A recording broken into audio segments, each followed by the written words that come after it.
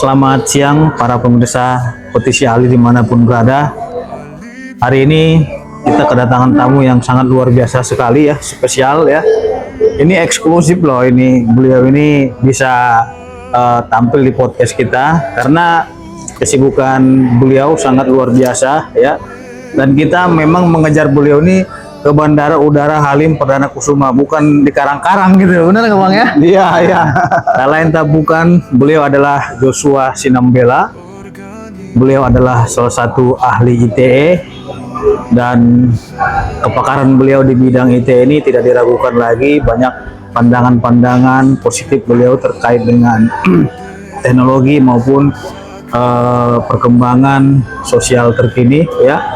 Untuk itu kita akan mendengarkan pandangan-pandangan daripada ahli ITE, Bang Joshua Sinambela, terkait dengan isu yang saat ini sedang ramai dibicarakan, polemik ijazah Pak Jokowi yang sampai hari ini seperti Rismon CS, Roy Suryo dan kawan-kawan itu masih tetap memaksakan bahwasanya ijazah Pak Jokowi itu palsu katanya. Kita sapa dulu nih Bang Joshua Sinambela. Apa kabar Bang, sehat Bang? Ya, sehat-sehat. Luar biasa. Makasih Bang atas waktunya nih Bang. Siap. Walaupun sibuk gelar perkara, mau terbang lagi ke Jogja, tapi menyempatkan waktu untuk Petisi Ali karena kita undang Abang ini permintaan daripada subscriber kita Bang. Oh gitu. Kita kenal nih di YouTube Petisi Ali, Joshua Sinambela gitu. Gitu ya. Saya udah puluhan ribu yang minta itu. Wah ini gimana? Susah juga kalau video call itu kan nggak seru kan gitu. Ya, Makanya betul, langsung ya. orangnya. Bang Joshua, Ya. ini kita ingin bahas terkait dengan gelar perkara kemarin, Ya. kan gitu. Gelar perkara khusus Jadi, ya. iya gelar perkara khusus kemarin kan masyarakat ini pengen tahu nih karena di luar Rismon bilang Joshua Sinambela itu ingin mengajari saya katanya gitu. Sebenarnya fakta yang sebenarnya itu seperti apa Bang sampai dia kayak marah-marah gitu, saya ngajari dia katanya gitu. Nah, pandangan Abang terkait dengan gelar Iya. perkara khusus kemarin gimana? Iya, jadi dalam gelar perkara itu kan ada apa namanya? Ada urutan acaranya ya. Iya. Yang pertama kan Dirtipidum yang menyampaikan namanya proses penyelidikan mereka Iya. secara komprehensif lah di Iya. situ ya, timelinenya jelas gitu ya. Kemudian setelah itu mereka memberikan kesempatan kepada pihak pendumas Iya. ya, untuk menyampaikan pendapat-pendapatnya, dan bila perlu ketika misalnya ada bukti baru atau novum baru disampaikan di sana gitu kan. Ternyata memang nggak ada novum baru, nggak ada bukti-bukti baru yang mereka masih sama ya, Iya. seperti yang sebelum-sebelumnya. Kemudian setelah itu diberikan kami kesempatan Oh ya? ketika mereka memberikan pendapat masing-masing. Mereka mendatangkan kalau nggak salah ada 4 ahli gitu ya. Oh, sampai 4 ahli 4 mereka ahli datang. ya, satu ahli hukum, Roy Suryo, Tifa sama Rismon, ya kan, 4 ahli. Kemudian mereka totalnya ada 9 orang lah yang masuk ya kan. Kemudian kita pasal hukum ada 4, ahlinya cuma 1, ya. Jadi kita bertujuh, ada 1-2 lagi pasal hukum juga, tapi hanya administrasi lah gitu ya. Nah, ketika mereka menjelaskan, kita diam aja gitu ya, menjelaskan paparan mereka semua apa namanya bukti-bukti yang mereka anggap bukti lah Kita gitu ya. hormatilah mereka Iya, bicara hormati ya. gitu ya. Tapi ketika kita menyampaikan sesuatu gitu ya, mereka langsung nyocok. Potong-potong gitu. Potong-potong Waduh, gitu. ini luar biasa. Nah, kenapa mereka mungkin tersinggung gitu ya? Karena saya kan ahli digital forensik, Iya, ya, benar. ahli digital forensik. Saya ingin menjelaskan apa sih kualifikasi ahli digital forensik itu sebenarnya, gitu loh.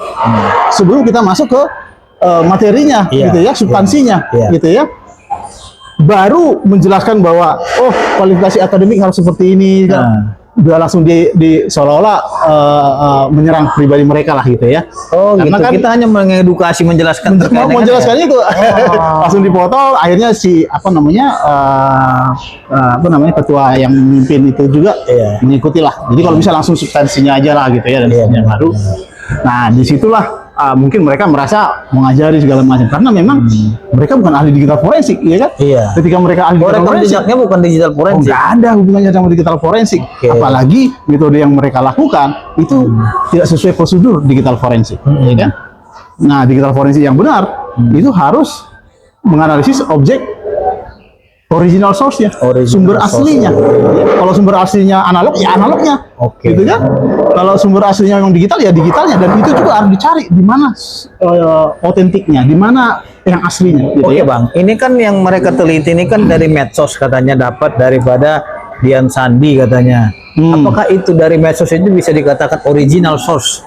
Tidak. Nah, dari pandangan ITE seperti apa gitu? Jadi gini, sebagai ahli digital forensik, Iya, karena objek yang kita periksa ini adalah Iya. ijazah fisik atau analog, Iya. berarti yang kita periksa harus analognya, Harus analog ya. bukan foto analognya, Oke. bukan foto digitalnya dia yang difoto. Iya. Nah, jadi ketika mereka melakukan analisis terhadap foto-foto ini, Iya. itu pasti akan terjadi namanya bias. Bias itu artinya, ya mereka kan analisis itu, Iya. apa namanya, garis merah misalnya, nggak nemu misalnya. Iya. Nah, itu bisa terjadi. Kenapa? Karena mungkin pada saat difoto pencahayaannya berbeda, kameranya juga berbeda, kualitasnya juga berbeda, Karena sudut digital pandangnya ya. itu berbeda. Iya. Itu makanya untuk memeriksa itu sebenarnya paling valid, ya. Itu adalah analognya. Ya. Jadi mereka nggak bisa menemukan katakanlah lintasan merah itu. Oke. Padahal di fisik aslinya itu kelihatan lintasan merah. Bahkan di hasil scan-nya, kan ketika kita punya dokumen kita scan itu kan resolusi lebih tinggi, Iya. itu kelihatan.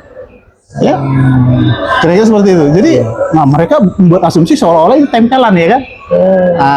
Kira-kira Nah. seperti itu karena mereka nggak bisa menemukan lintasan merah itu dari Oke. foto yang didownload dari katakanlah yang mereka anggap dari Dian Sandi gitu ya. Iya. Kita juga nggak tahu file yang mana itu. Itu makanya itu bukan digital forensik yang benar. Oke. Kalau digital forensik yang benar kita bisa verifikasi Iya. sumbernya. Oke, Bang Joshua, ingin saya tanya. Mereka bilang itu penelitian kami berdasarkan ELA katanya, error level analysis. Nah, ini ELA ini apaan? Ini seperti lagu ELA, la gitu kan. Jadi, Nah, itulah menjadi iya. salah kaprahnya mereka. Iya. Ya, jadi saya ingat-ingat dulu ya karena memang Rismond atau Roy Suryo ini Iya. mungkin ikut kasus-kasus yang dulu Jessica gitu ya. Oke. Ketika Rismond menampilkan ada tangannya Jessica seperti nenek lampir gitu ya. Padahal itu karena rekaman dari YouTube yang direkam lagi dari layar gitu ya, sehingga bukan dari primary evidence tapi dari media sosial gitu kan. Nah, sehingga pada saat itu ada ahli lain, Christopher Rianto, menguji menggunakan ELA bahwa itu tidak ada editan gitu ya. Nah, mungkin itu teringat mereka bahwa tempering ini bisa diuji dengan ELA gitu kan. Oh, beranjak dari kasus ini ya. Kemungkinan yang saya tangkap seperti itu. Iya, Nah, iya. tapi di sini saya sudah jelaskan ya, ELA, error level analysis, itu metode yang sudah sering saya gunakan sejak tahun 2008 untuk menganalisis foto-foto Bukan hal yang baru ya. Bukan hal yang baru, itu teknologi sangat ujur sekali. Dan syaratnya juga sangat ketat itu. Kapan kita bisa menggunakan ELA? Kita bisa menggunakan ELA ketika menemukan file digital yang baru diedit. Oke, Bang, ELA ini apakah bisa menguji file fisik seperti ini, meja gitu? Oh ya nggak bisa. Ya, Nah, kan? itu kesalahan kaprah mereka. Nah, atau dari situ, buku gitu dari kan? situ kita bisa tahu kualifikasi mereka tidak memenuhi kualifikasi Iya. sebagai ahli digital forensik. Ah. Jadi ELA singkatan dari error level analysis. Oke. Itu hanya bisa mendeteksi tempering atau perubahan-perubahan di file digital. Jadi gambar-gambar foto digital kita, ya, diedit misalnya kacamatanya dihilangkan atau diedit hidungnya atau misalnya bukti transfer ditambahin nolnya Iya, gitu kan. iya. Kita bisa mendeteksi itu dengan mudah. Dengan menggunakan ELA. Asal kita menguji file digital aslinya. Ya. Nah, dia hanya bisa digunakan untuk menguji file digital karena dia memanfaatkan kompresi JPEG. Jadi ketika kita mengedit sebuah file, mengedit sebuah gambar, katakanlah menambah angka 0 segala macam, otomatis bagian yang kita edit itu akan kompresinya akan berbeda dengan yang lain. Karena diedit ditambahkan ya kan? Nah, gitu Terus kan? kaitannya dengan fisik apaan? Nah, Kalau seperti itu, Itu makanya ketika ada fisik kita foto seperti yang mereka lakukan, itu otomatis tidak akan kelihatan bahwa itu sudah diedit. Iya. Walaupun ada yang aneh dari hasil ELA kita, itu berarti file digitalnya atau lah yang berubah. warnanya diedit dia, diterangkan dia atau seperti apa kan udah berubah jadinya kan? Nah, yang lucu sebenarnya dia membandingkan ijazah Jokowi Iya. dengan ijazahnya dia. Oh gitu. Beda, kualitasnya berbeda. Segala Iya. macam, otomatis juga sebaran-sebaran yang dianggap dia itu adalah analisis ELA. Tahun keluarannya Jadi juga berbeda, beda gitu kan? berbeda karena memang kualitasnya dia pasti lebih bagus ya kan. Iya, benar. Nah, daripada yang didapatkan dari media sosial gitu ya. Nah, yang pasti ELA Iya. tidak bisa digunakan untuk menguji ya dokumen-dokumen analog ya. Karena ELA ini memanfaatkan kompresi JPEG yang hanya ada di file-file digital, dokumen-dokumen gambar digital. Iya. Nah, bayangkan kalau fisik itu kan, misalnya ada ijazah kita tempelin gambar seseorang, kemudian dia analisis dengan ELA, dengan cara difoto dulu. Ketika kita foto, kompresinya pasti sama semua. Iya. Tidak ada yang berbeda, ya kan? Nah, ketika kita edit lah gambar ini, baru muncul ELA-nya. Itu makanya fisik ini tidak bisa dianalisis. Berarti nggak nyambung dong, nggak Bang, dengan nyambung. ijazah dengan elektronik. Iya, makanya digital forensik tidak bisa digunakan untuk menguji keaslian dokumen-dokumen analog. Iya. Itu yang benar. Jadi bagaimana cara verifikasinya? Ada namanya dokumen examiner. Ya, ada profesi itu. Contoh sederhananya aja Bang kan, Ya. ini mangga, terus mangga ini adalah asli, terus tiba-tiba mangga ini dipoto, berarti kan dia moto mangganya yang diuji dia, bukan foto mangga yang diuji bukan mangga asli, Bukan mangga busuk aslinya. atau tidak Iya, ada dalamnya fotonya gitu. itu. Iya, kira-kira seperti Nah, itulah. ini nggak nyambung juga nih Nggak pemirsa nyambung. kalau seperti itu penelitiannya. Nah, menurut Bang Joshua, ini kan mereka menggunakan katanya metode ELA penelitiannya kan gitu. Riset-risetnya juga saya lihat riset pertanyaan-pertanyaan aja, seperti kemarin katanya bertanya langsung kepada Kasmujo. Saya kira seorang peneliti itu, apalagi ahli di bidangnya, terutama dia dibilang ada komunikasi satu kan gitu, ahli komunikasi katanya, terus ada ahli teknologi. Nah, ini saya kira tidak sesuai dengan kompetensinya. Iya, iya, Karena iya. apa? Karena seorang ahli, ya mereka mengaku sebagai ahli, tapi menyimpulkan terlalu dini.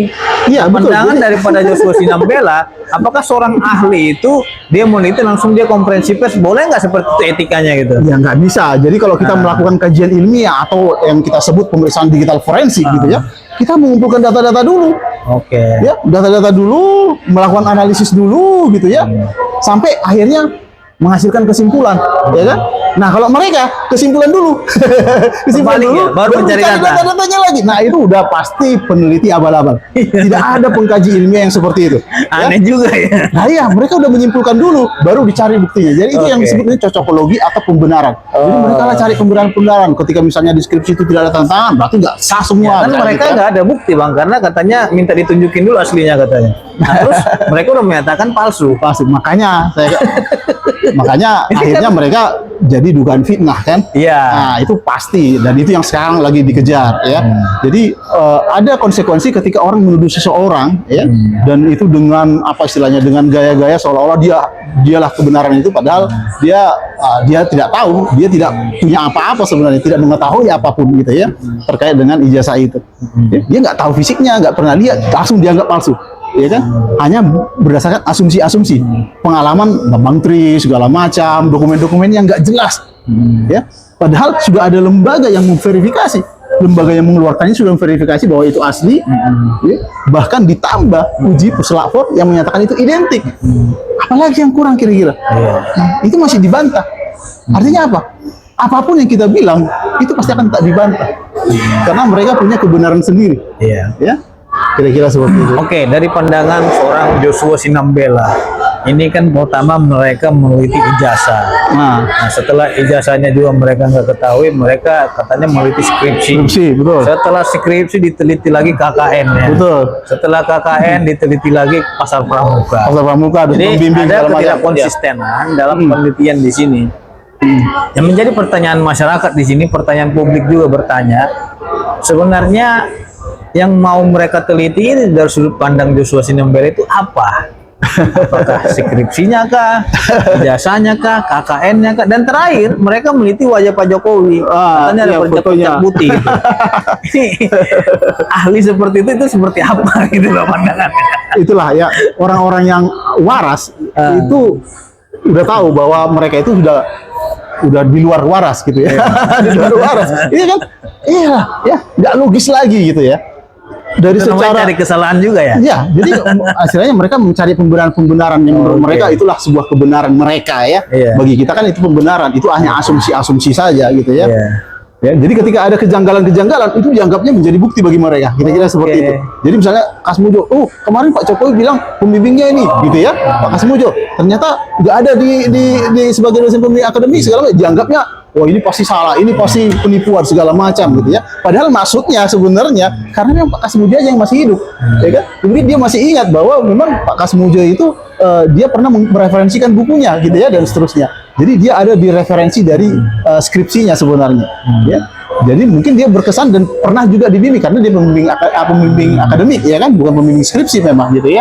Nah, itulah yang digoreng-goreng. Hal-hal seperti itu yang banyak sekali kita temukan. Misalnya kemarin ada yang ditampilkan oleh Dirtipidum, jumlah SKS sarjana muda. Oh, berarti Jokowi ini lulusan sarjana muda saja. Dia hanya lulus 122 SKS, padahal syaratnya 160 gitu ya. Mereka nggak tahu bahwa program S1 di kehutanan itu